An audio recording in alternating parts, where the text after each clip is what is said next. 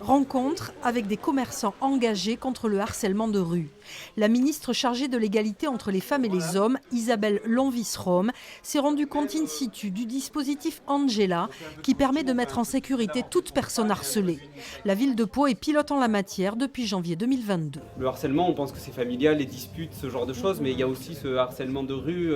Ça crée aussi un climat de sécurité, certainement, dans la ville, et ce qui va permettre une circulation aussi plus aisée des habitantes et des habitants. Et n'oublions pas que la liberté d'aller et venir, c'est quand même une des libertés les plus fondamentales.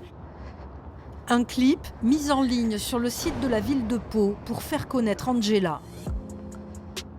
39 commerçants participent à ce jour à ce dispositif. Objectif, atteindre les 60 à la fin de l'année et toucher les établissements de nuit ainsi que le milieu étudiant et faire évoluer les mentalités. On ne peut pas toujours compter que sur la mairie, que sur l'État, ça dépend de chacun d'entre nous, et notamment des commerçants chez qui on peut s'appuyer, se réfugier.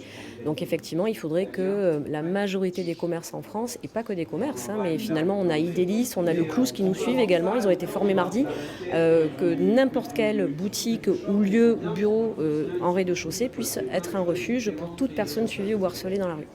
La ministre est repartie avec des idées pour lutter contre les violences sexistes dans l'espace public.